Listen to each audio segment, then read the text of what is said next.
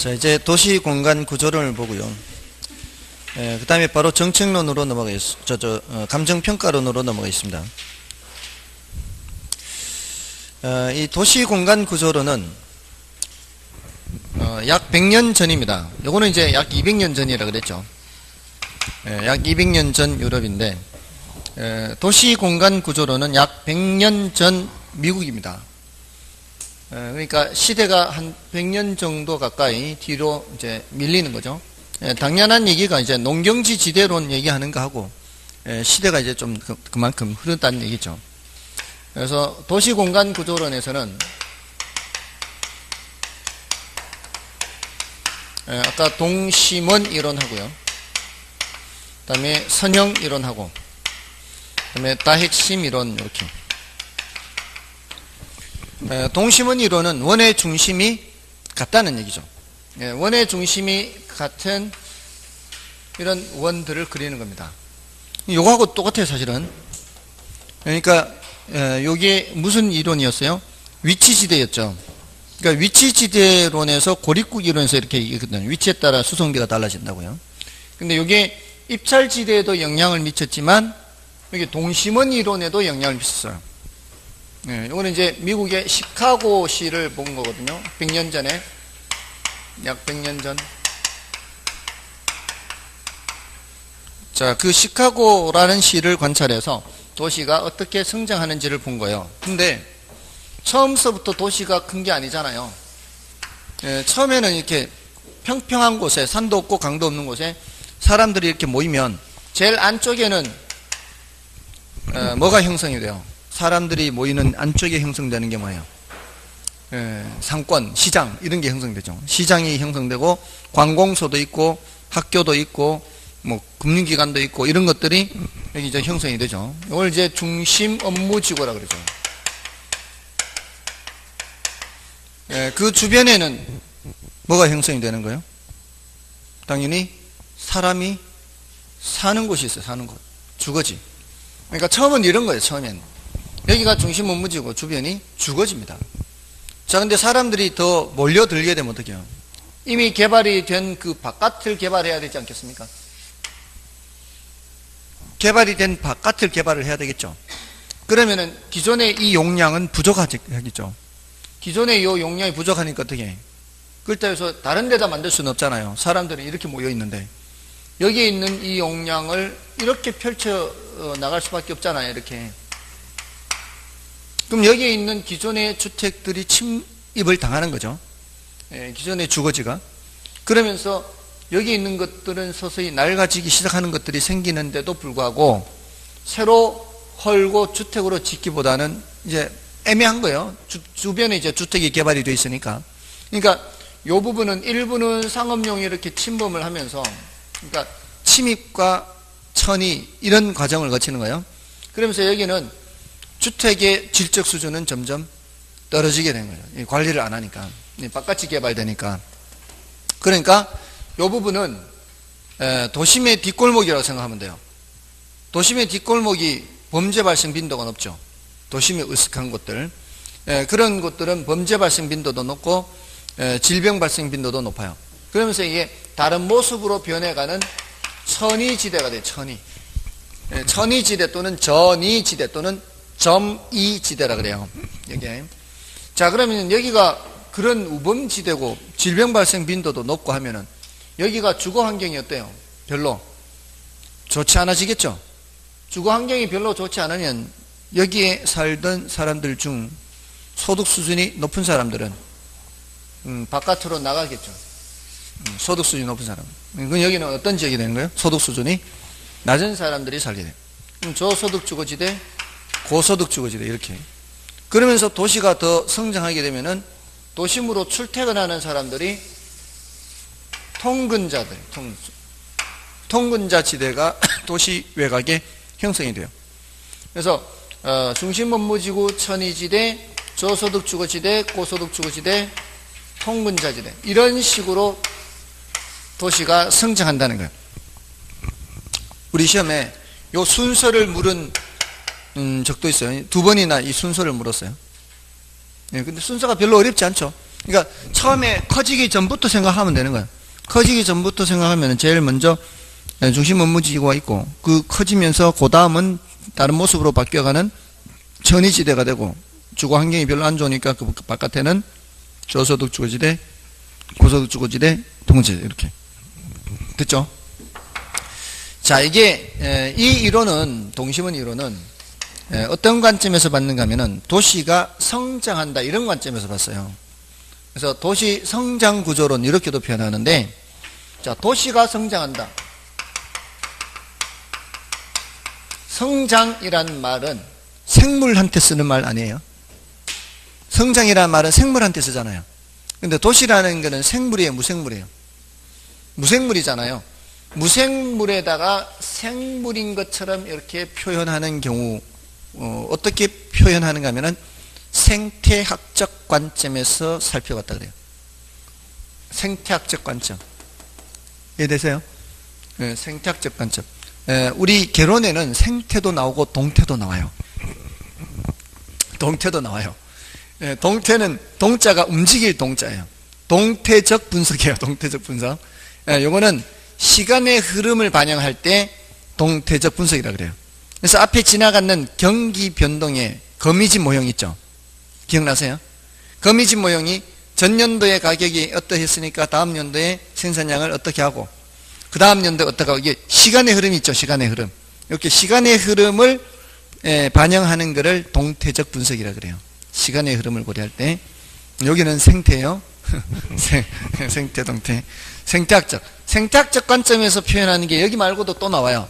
도시 성장 이렇게 표현하는 거 말고도 건물의 생애 주기 그래요. 생애 주기란 이런 말들은 무생물에 쓰는 말은 아니잖아요. 사실은 생물한테 쓰는 말인데 그렇게 생물에 빗대어서 하는 거죠. 또 인근 지역의 생애 주기 이렇게 써요. 인근 지역의 생애 주기, 건물의 생애 주기. 자, 아무튼 그런 생태학적 관점에서 도시 성장 구조론을 최초로 주장한 이론이고요. 그런 의미에서 의의가 있어요.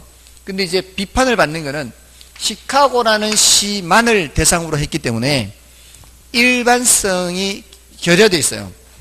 하나만 보고 얘기하기 때문에. 그리고 지나치게 단순화됐죠. 어떻게 도시가 이렇게 동그랗게 성장하냐 이 말이에요. 그래서 이걸 더 발전시킨 이론이 선형 이론이다라고 보시면 돼요. 그럼 선자는 이게 부채 선자예요. 한자가. 이 소리는, 이 이론은 교통축을 강조했어요. 아무리 평평한 곳이라 해도 도시가 다른 도시하고 연결되는 교통축이 있을 거 아니에요. 교통축이 있으면 이렇게 교통축이 있는 쪽으로 도시가 더 많이 성장하지 않겠습니까? 그죠?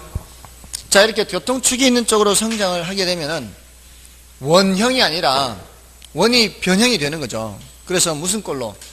부채꼴 모양으로 도시가 성장한다는 게 선형 이론이에요. 자, 그럼 이런 교통축 근처에는 뭐가 있느냐? 예를 들어 경공업지대가 있어요. 경공업. 여기 경공업지대 있어요. 자, 그러면 경공업지대가 여기 도매 경공업지대가 있다면 여기에 일하는 근로자들은 어디 살겠어요? 여기 일하는 근로자들은 그 근처에 살 거 아니에요. 대체로. 자, 이게 100년 전을 생각하면 100년 전. 100년 전에 100년 전. 100년 전에 유럽이에요. 이 근처에 살 거 아니에요.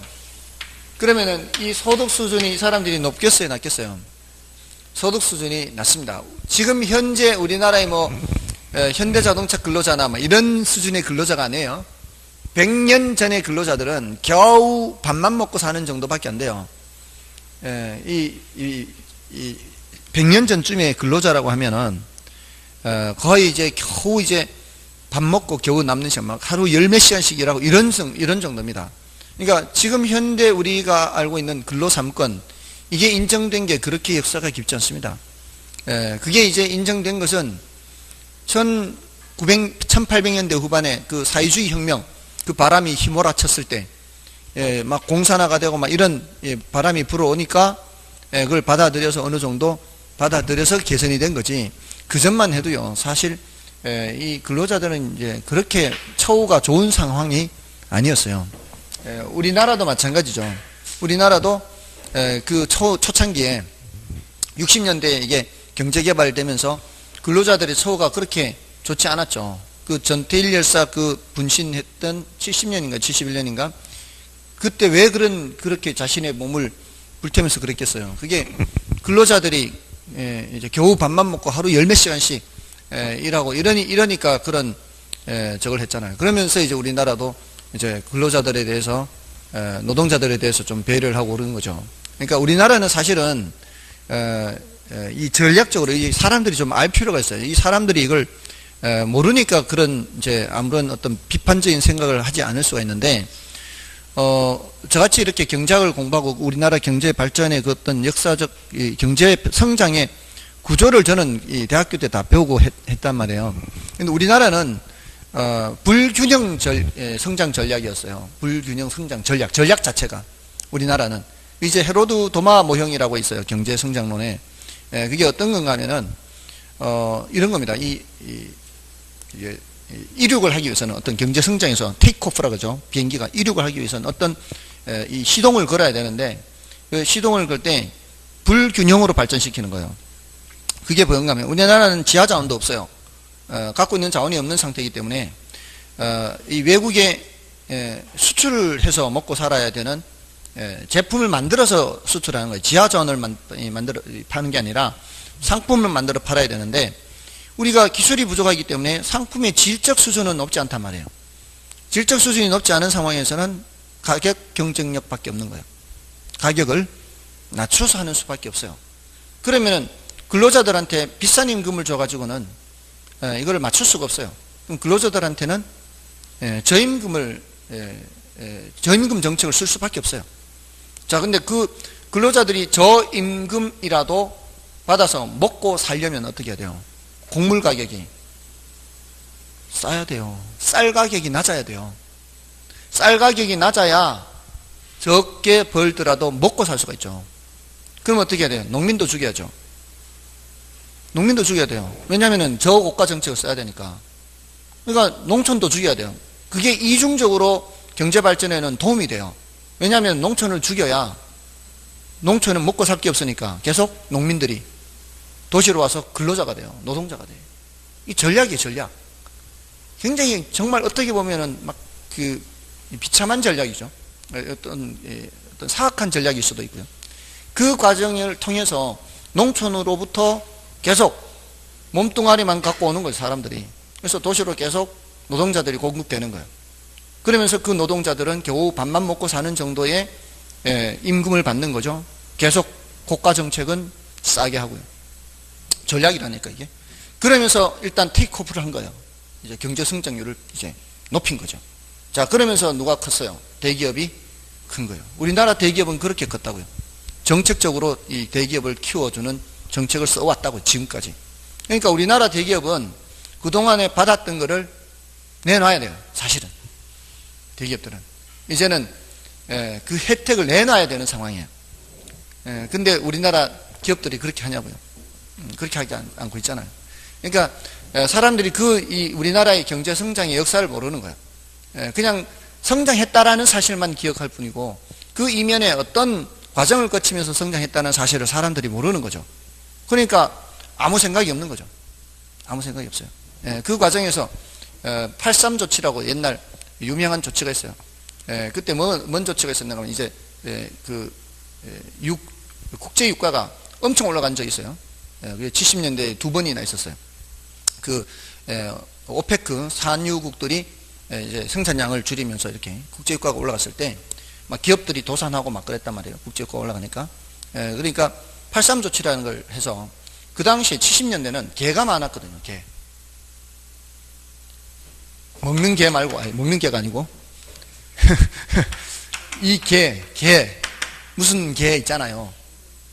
모임 이렇게 갯돈 부어가지고 이렇게 돈놀이 하는 거, 그 개가 많았거든요. 사금융이 많았다고. 사금융. 은행에 이렇게 맡겨서 돈 이제 불리는 것보다는 개 해가지고 이렇게 많이 했다고요. 근데 그런 개돈들이 기업들한테 많이 들어갔단 말이에요. 사금융으로 했는 게 기업들한테 많이 들어갔어요. 근데 83 조치가 동결 조치예요. 이거 동결 조치를 해서 기업들이 빌린 돈을 안 갚아도 돼. 안 갚아도 돼. 자금 이제 갚는 거를 유예한 거예요.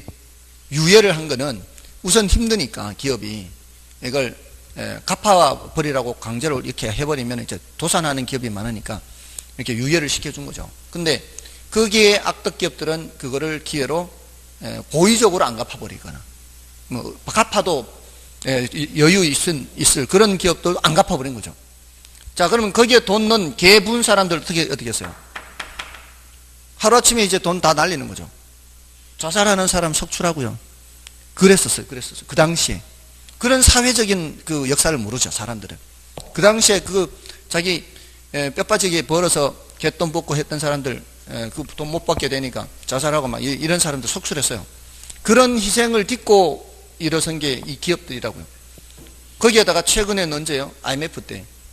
IMF 때 기업들 많이 쓰러졌잖아요. 쓰러지면서 쓰러지기 직전에 기업들 무슨 자금이 투입됐어요? 공적 자금이 투입됩니다. 공적 자금이. 그 공적 자금이 누구의 돈이에요? 국민의 돈이죠. 국민의 돈으로 살려놓은 거예요. 그러면서 가게는 지금 위험해지고요. 정부도 적자고요. 그러니까 지금 그때는 기업이 분탕질을 해서 사실 경제를 어지럽혀 놓은 거거든요. 가게와 정부는 멀쩡했어요.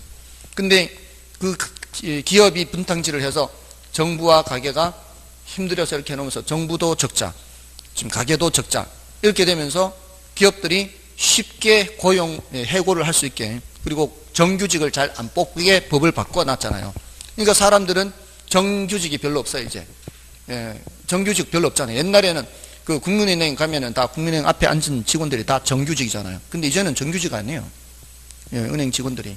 그러니까 고용의 수준이 낮아요. 질적 수준이 낮고, 소득도 그 기업의 이윤 증가 속도보다 근로자의 임금 증가 속도가 낮아요. 기업은 자꾸 곡간을 쌓아가는데 이 돈이 들어오지 않는 거죠. 이 가게는. 그러니까 지금 가계 부채 문제 심각하고 정부 재정 적자도 크잖아요. 아무튼 지금 이런 얘기 하다가 지금 얘기가 졌는데, 우리나라 경제의 역사를 아는 사람 입장에서는 굉장히 안타까워요. 이게 나라가 더 좋은 방향으로 나갈 수 있는 분명히 좋은 방법이 있음에도 불구하고 이게 정부의 힘으로는 한계가 있다는 거죠. 이게 아무리 정부가 그렇게 한들, 만약에 정부가 여기서 규제를 하잖아요. 만약에 대기업들 규제하죠. 그럼 어떻게 하겠어요? 생산 설비라든가 이거 외국으로 가버리죠. 그러니까 딜레마요. 이러지도 못하고 저러지도 못하고. 결국은 이제 파국으로 가는 거죠. 결국은. 그래서 저는 굉장히 염세주의자예요. 미래에 대해서 비관적인 사람이에요.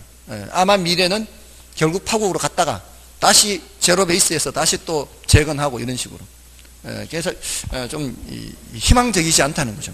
그런 걸 보면은. 근데 이게 우리나라만의 문제가 아니라 전 세계적인 경향이기도 해요. 미국에 좀 미친 트럼프 같은 놈도 있고, 이게 전 세계적인 흐름이에요, 사실. 아무튼 이런 지역에 저소득층들이 살 수밖에 없어요. 경공지대. 그러면 소득 수준이 높은 사람들은 이 근처에 안 살아요. 소득 수준이 높은 사람은 분리해서 이쪽에 살아요, 이쪽에. 반대쪽에. 고소득층.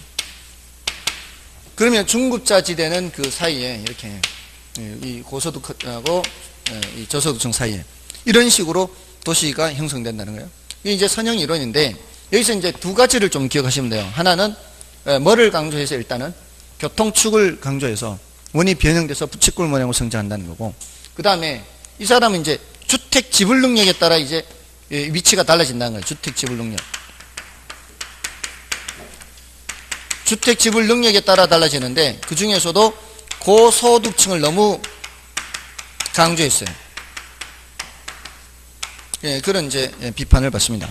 자, 이게 이제 선형 이론인데, 우리 교재에서도 그래프로 나와 있을 거예요. 그 157쪽의 내용은 이제 여러분들이 읽어보시면 돼요. 여기 뭐 그렇게 어려운 내용은 아니니까. 158쪽에 가시면은 그 동심원 이론의 내용과 비판이 있죠. 그 동심원 이론의 내용과 비판, 요거는 뭐 요것도 어려운 것은 아니죠. 아까 다 설명은 드렸으니까 여러분들이 봐주시고요. 자, 선형 이론에서 뭘 보시는가 하면 159쪽에 그 도표를 보십시오. 도표를 보시면은 한가운데 이제 1번이 있죠. 동그라미 1번. 이게 이제 중심 업무지, 중앙 업무지. 이건 똑같아요. 동심원 이론이나. 자, 근데 그 1번 왼쪽 아래 위로 2번이 펼쳐져 있죠. 그 2번이 바로 이 경공업지대. 경공업지대요. 그 2번을 감싸고 있는 게 다 몇 번으로 돼 있어요? 2번을 감싸고 있는 게 다 3번으로 돼 있죠. 소득 수준이 낮은 사람들이에요. 그리고 오른쪽으로 펼쳐진 날개에 그때 5번이 있죠. 그 5번은 외곽제, 이 저소득층과는 떨어져 있으면서 축에 있죠, 축에. 교통축에 있잖아요. 교통축에 있다는 얘기는 도심으로의 접근성도 좋아야 돼. 도심으로의 접근성도 좋아야 돼. 그 다음에 이제 4번은 아래 위로 그렇게 중급자지대 이렇게 있는 거죠. 됐나요? 자, 그렇게 어렵진 않죠. 자, 근데 이제 이 사람은 그 비판을 좀 보세요, 비판. 선형 이론은 주거지 입지 결정과 변화를 설명함에 있어서 고소득층의 고급주택지를 지나치게 강조한 이론이다. 이런 이제 비판을 받습니다. 그렇지만 이제 약간은 더 현실에 가깝게 설명하고 있죠. 동심원 이론보다는 약간의 현실에 가깝게 설명하고 있습니다. 그렇다 해도 이 두 이론은 핵이 몇 개밖에 없어요. 공통점이 핵이 한 개밖에 없어요. 근데 현대 대도시는 핵이 하나가 아니죠. 핵이 이제 여러 개의 핵이 점진적으로 통합되면서 형성이 되는 게 다핵심 이론이에요. 자, 그래서 요거는 여기 이제 가장 최근의 이론이죠. 그래봤자 한 70년 가까이 됐는데 요거는 넘어가시면은 주로 이제 뭐가 출제가 되는가 하면은 핵의 성립 요인이에요. 핵의 성립 요인이고 그게 이제 네 가지가 있죠. 1번의 특정 입지와 시설을 필요로 하는 특정 산업은 그 위치와 시설을 중심으로 핵을 형성한다. 자, 예를 들자면 이게 뭐 이 정도로 들면 되겠습니다. 그 법원을 생각해 하십시오. 그 1번 옆에다 법원을 써 놓으시고 법원의 경우에는 그 주변에 법원 근처에 뭐가 많아요? 변호사 사무실 많죠. 그러니까 어떤 시설이나 그 입지가 있다면 그 주변에 핵을 만들게 된다는 거죠. 다음에 2번의 경우는 동종업종 이 키워드예요. 그러니까 동종업종의 경우에는 그 주변에 핵을 만드는 것이 유리할 수가 있어요. 이 주변에 여기는 이제 신도시니까 별로 없을 것 같고요. 대전에는 중고자동차 매매센터가 어디 있죠? 월평동에 있나요? 아, 거기 큰 게 있나요? 월평동? 그럼 그 월평동에 중고자동차 매매센터 주변에 뭐 정비업소라든가 자동차 부품 가게라든가 이런 거 많지 않나요? 타이어 가게라든가 뭐 이런 것들. 그게 이제 그럴 수밖에 없죠. 중고자동차니까 그걸 좀 수리하고 뭐 이렇게 하려면은 그 중고자동차와 관련된 업종들은 한데 모여 있어야 되겠죠. 그래서 동종업종의 집중을 통해서 하나의 핵을 만들고요. 그 다음에 3번은 서로 다른 업종, 이종업종이죠. 이종업종은 서로 분산지향성, 서로 떨어져서 핵을 만드는 겁니다. 그 다음에 4번은 키워드가 지대지불 능력의 차이예요. 지대지불 능력이 높은 금융업종은 도심의 핵을 만들겠죠. 근데 지대지불 능력이 낮은 제조업은 외곽에 자리를 잡겠죠. 그렇게 지대지불 능력이 차이가 있어서 핵을 또 다른 곳에 만들게 되고요. 이런 여러 가지 이유 때문에 다핵이 성립하는 거죠. 그러니까 다핵 성립 이유, 여기서는 다핵의 성립 이유를 좀 기억하시면 돼요. 다핵 성립 이유. 그래서 특정 위치나 시설 그 필요로 할 때는 그 주변, 동종업종은 한데 모여있는 게 유리할 수가 있고요. 이종업종 간에는 분산 지향성, 그 다음에 뭐가 있다고요?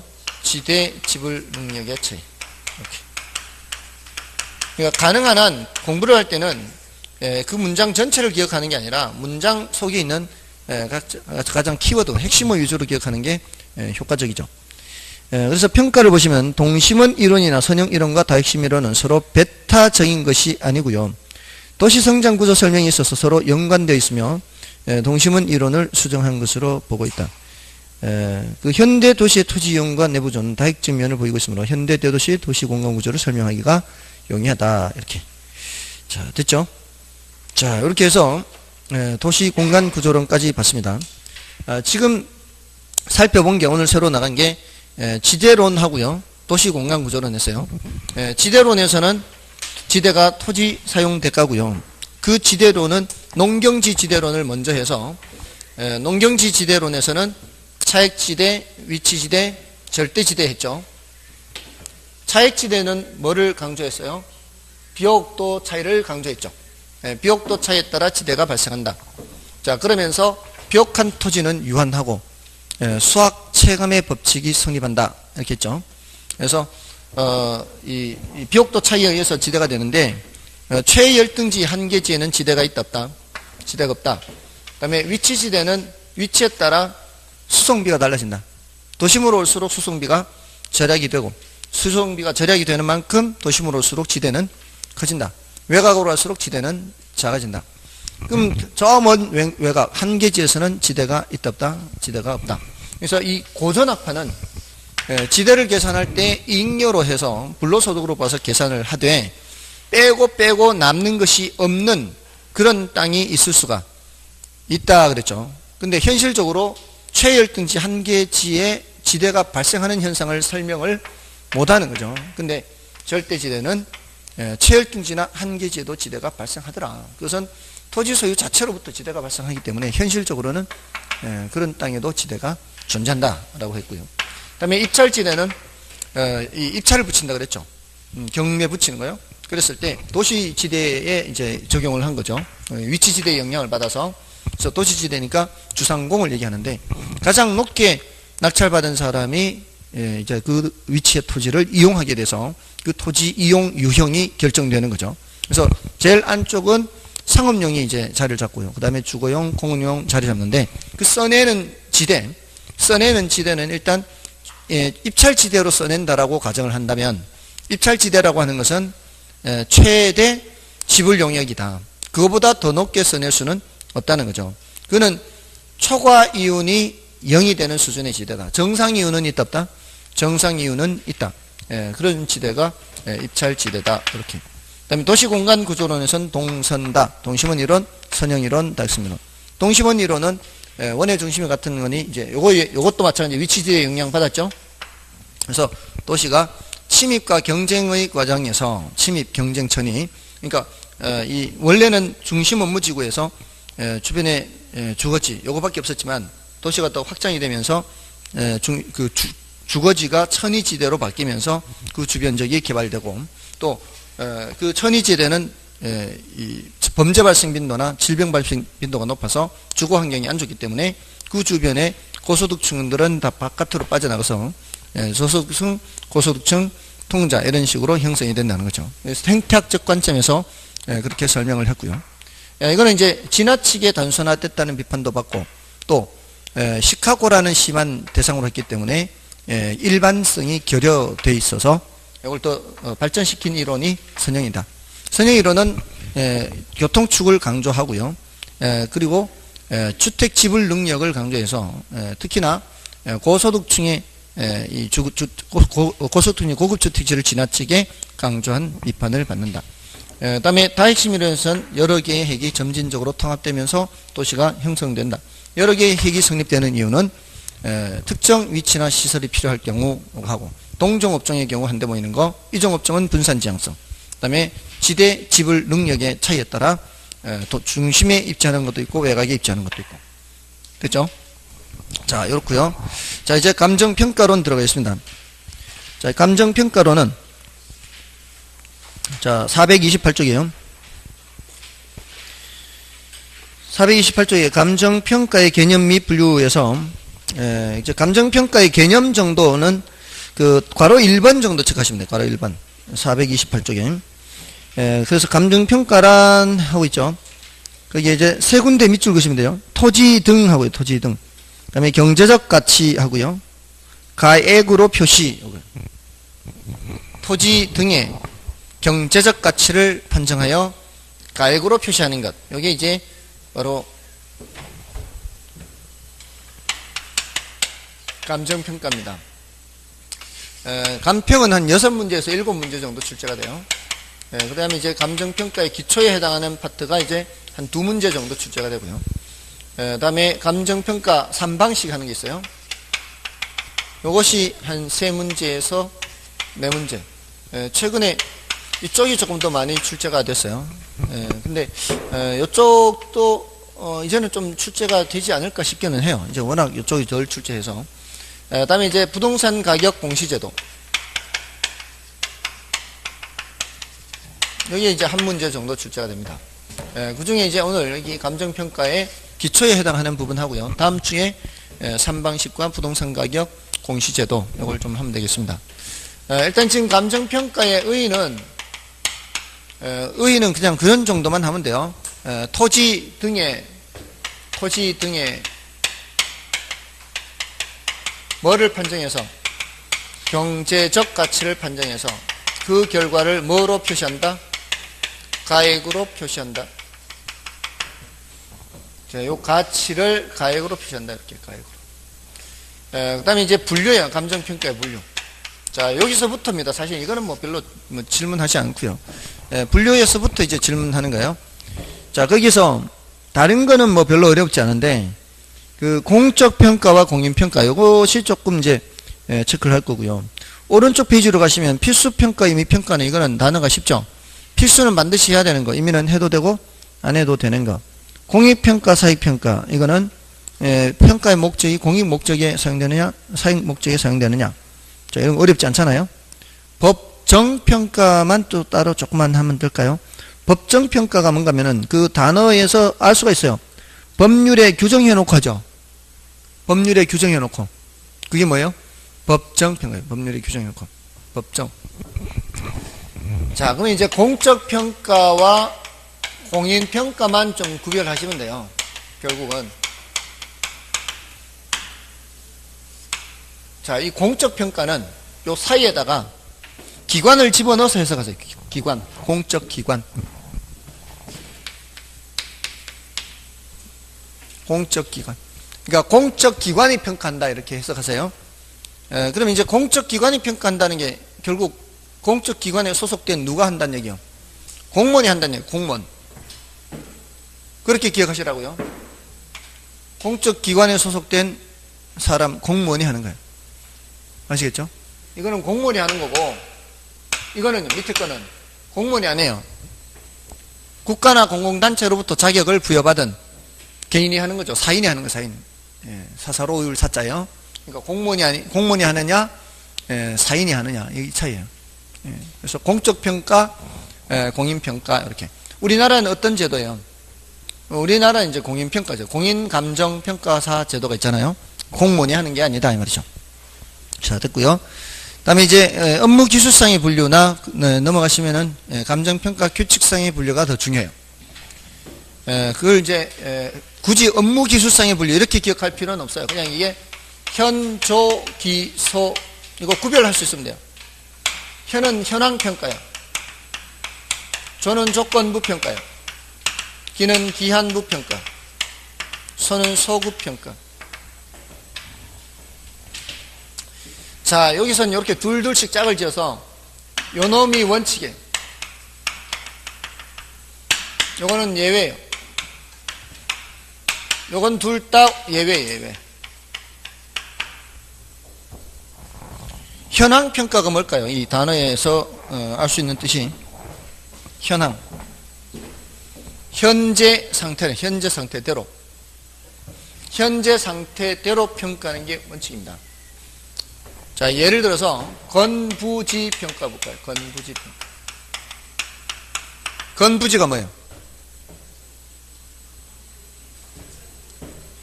지상에 건물이 있는 땅이죠. 맞나요? 자, 이게 밑에 땅만 얘기하는 거예요? 건물도 얘기하는 거예요? 건물도 얘기하면은 그때는 복합부동산이라 해야 돼요. 이제 또 지난지 공부한지 한 달 보름 넘었어요 이제. 1월 첫째 시간에 한 게 바로 이거요. 건부지. 그죠? 뭐만 얘기한다고요? 땅만 얘기하는 거예요. 땅만. 건물도 얘기하면 뭐라고요? 복합부동산. 그래서 그 용어를 만든 거예요. 구별하기 위해서. 낮이는 뭐예요? 낮이는 건물이 없는 땅. 어떤 사법상의 제한도 없는 깨끗한 상태의 땅. 낮이잖아. 자, 그러면 이 위에 건물 말고 뭘 말한다고요? 요 밑에 땅 얘기하는 땅. 이게 건부지. 근데 이 지상의 건물 때문에 이 말이에요. 지상의 건물 때문에. 보통 지상의 건물 때문에 토지의 사용 수익이 제한돼 있어요. 그죠? 그러면은 낮은 상태의 땅 가격보다는 어때요? 가격이 낮게 되는 게 보통이에요. 그걸 뭐라 그래요? 건부 감가라고 그러죠. 건부 감가. 그러니까 건부지 평가에는 건부 감가가 발생하거나 이런 거 얘기 안 했나요? 했잖아요. 이게 뭐 때문에 발생하는 거예요? 지상에 건물 때문에 발생하는 거죠. 그러니까 지상에 건물이 있는 거를 감안하니까 이런 얘기가 나오는 거 아니에요? 그러니까 무슨 평가예요? 현황평가. 현재 지금 건물이 있으니까. 근데 낮이 상정평가다 이런 표를 쓸 때는 지상에 건물이 있어도 이 말이에요. 지상에 건물이 있어도 없는 것처럼 상정한다 이 말은 상상한다 이렇게 낮이를 상상해서 이렇게 그럼 뭐예요? 조건부평가죠. 지금 현재 건물이 없는 것은 아니잖아요. 지금 현재는 건물이 있는데 없는 것처럼 해서 하는 평가. 이게 낮이 상정평가. 됐죠? 자, 근데 이게 현황평가가 원칙인데 이 현황평가를 할 때는 일시적이나 불법적 이용은 제외해야 돼. 현황평가를 하더라도. 자, 제가 집을 사려고 땅을 샀어요. 대예요, 대. 주거용 대. 집을 지으려고. 근데 돈이 없어서 지금 못 짓고 있는 상태예요.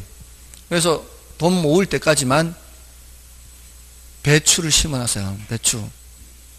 예, 근데 감정평가사가 그걸 평가하러 갔다 오더니 전으로 평가했네요. 돼, 안 돼요? 안 된다고요. 일시적으로 그렇게 되는 거지. 그게 밭이라서 밭이 아니라 잠깐 놀리기가 아까우니까. 예, 지금 저희 집 앞에도 그래요. 저기 집 앞에 지금 배추 심어놓고 있어. 거기 단독 택지에 지금 배추 심어놓고 있어요. 예, 근데 지금은 겨울이니까 아니고 예, 예, 봄철 되면 거기 이제 많이 자라고 있어요. 상추도 자라고 파도 자라고 자라요. 그 상추, 파 이런 것들이 부동산일까요? 부동산이 아닐까요? 예, 부동산이 부동산. 농작물은 독립정착물이라 그랬죠. 예, 그새 또 속았어요. 남의 땅에 농사 지어도 그건 누구 거? 경작자 써 있고 경작자. 남의 땅에 그렇게 해도 다시 자라는 그 파, 상추 이렇게 뭐라고요? 부동산이에요. 부동산. 붙어있는 채로는 부동산이에요. 그것도 명색이 건물하고 급이 같다 그랬어요. 독립정착물. 자, 아무튼 자, 그렇게 거기는 분명히 대란 말이에요. 된데도 지금 잠깐 동안 그렇게 농사 짓고 있죠. 그런 경우는 전으로 평가하면 돼요, 안 돼요? 안 된다고요. 일시적은. 또 시골에 갔는데 전인데 거기에다 별장 지어 놓고 있어요. 그렇다고 해서 그걸 허락도 없이 허가도 없이 별장을 지어 놓고 있어요. 그럼 무허가자. 이런 경우에는 그걸 뭐라고 평가해야 돼요? 전으로 평가하지. 당연히 대로 평가하면 안 되죠. 예외가 있어요. 1989년 1월 5일 이전에 지은 무허가 주택의 경우에는 대로 평가해요. 그때 그 규정이 들어가 있었어요. 이제 그런 것들 이제 불법적으로 지은 건축물을 기존에 지은 그런 불법 건축물을 인정을 해주면서 그 법을 그때 만들었어요. 그때 89년 1월 5일인가. 그래서 그 이후로는 이제 허용을 안 해주는 거예요. 혹시라도 시골에 그런 주택이 있는 전을 사더라도 그 주택이 언제 지어졌는지를 확인해서 다 이제 조사는 돼 있어요. 다 불법 건축물 관리 대장 뭐 이런 게 있어요. 근데 그게 1989년 1월 5일 이전에 지은 거면 그거는 대로 인정해 줍니다. 보상 평가 같은 거 할 때 대로 인정해 줘요. 아무튼 그런 이제 불법적 이용은 제외요. 일시적 불법적 이용 제외. 다음에 기한부 평가, 소급 평가는 모두 예외죠. 이건 뭐에 대한 예외인가면은 기준 시점에 대한 예외. 기준 시점. 기준 시점이 뭐냐면은 이거는 중요해요. 기준 시점 중요합니다. 기준 시점은 요걸 이제 뜻을 묻는 경우하고요. 원칙 의문이 이게 답이 달라져야 돼요. 이게 지난해도 출제가 됐는데, 지난번에도, 요번에. 분명히 문제에서 기준 시점의 정의를 물었어요, 정의. 용어의 정의를 물었는데, 사람들이 그걸 오해를 해가지고, 자꾸 이걸 얘기하면서 중복답이라고. 근데 그거를 또, 다른 저기 강사가 부추겨요, 또. 강사도 그 판단을 그렇게 하면 안 되지. 중복답이 아닌데도 자꾸 중복답이라고 부추겨. 그러면 안 돼요. 정의를, 얘가 기준 시점이 뭐예요? 이렇게 물으면은, 감정평가의 기준이 되는 날짜예요. 이렇게 대답하는 거고요. 감정평가의 기준 날짜입니다. 이렇게. 그럼 언제가 기준 시점이에요? 이렇게 물었을 때. 언제가 기준 시점이에요? 했을 때는 원칙은 언젠데 예외적으로 이럴 수가 있어요. 이렇게 하는 거예요. 원칙이 뭐냐? 가격 조사 완료일이에요. 이렇게 대답을 해야 돼요. 자, 이게 예를 들어 2월 감정평가 의뢰를 2월 15일 날 했어요. 근데 이제 가격 조사를 완료한 날짜가 2월 25일이에요. 자, 근데 평가 보고서를 작성한 날짜가 3월 5일이에요. 이때 10억 원으로 평가를 했어요. 평가액이. 10억 원의 평가액이 나왔어요. 이 10억은 2월 15일자냐, 2월 25일자냐, 3월 5일자냐, 언제적 가격인지를 판단을 해야 된다고요.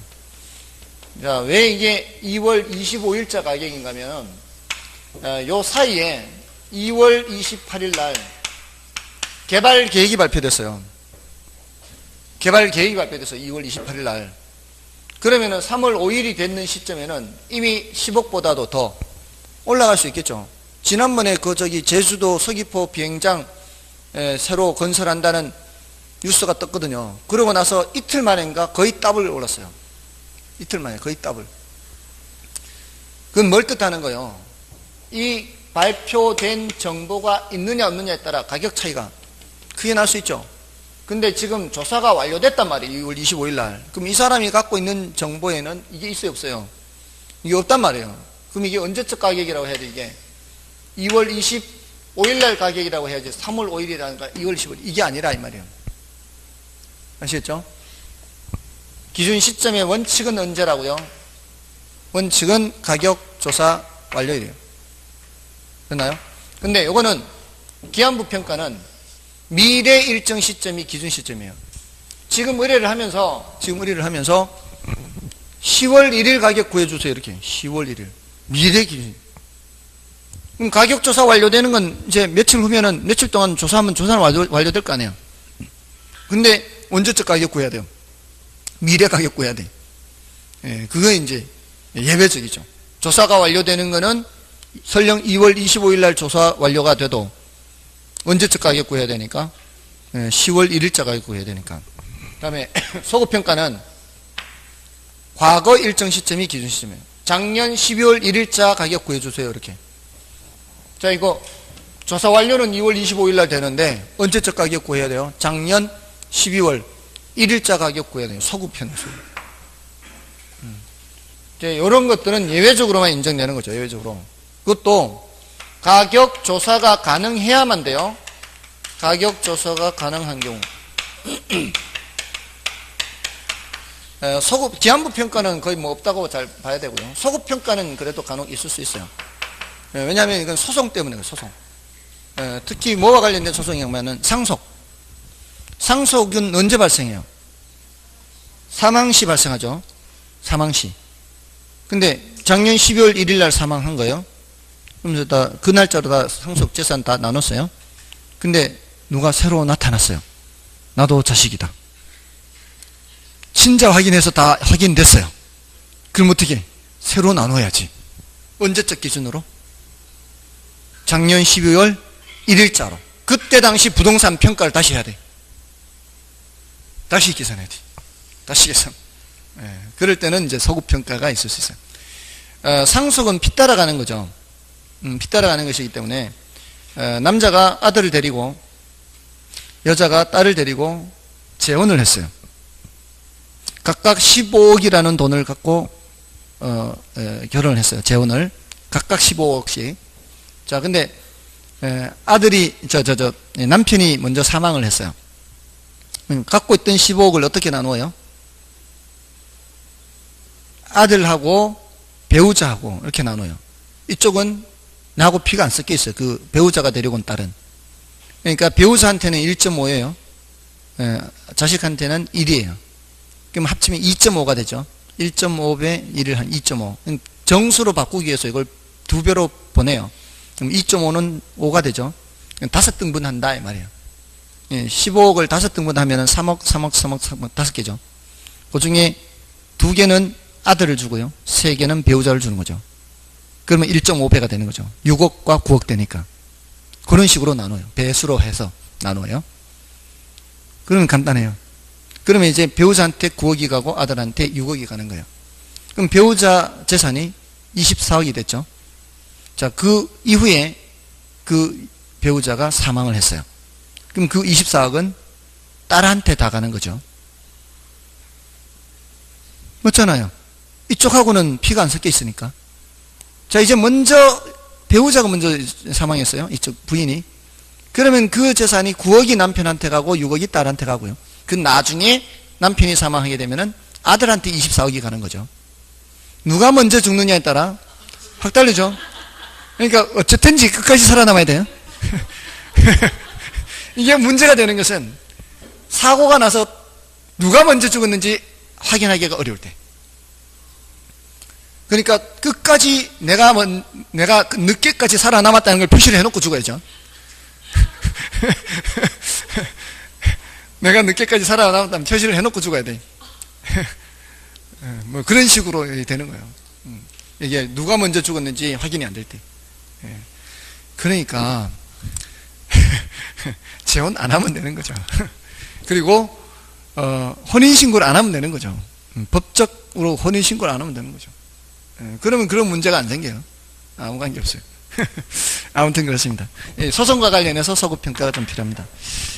일단은 이 정도 하고요. 나머지 또 뒤에 또 분류가 있는데 남은 거는 좀 쉬고 하도록 하겠습니다.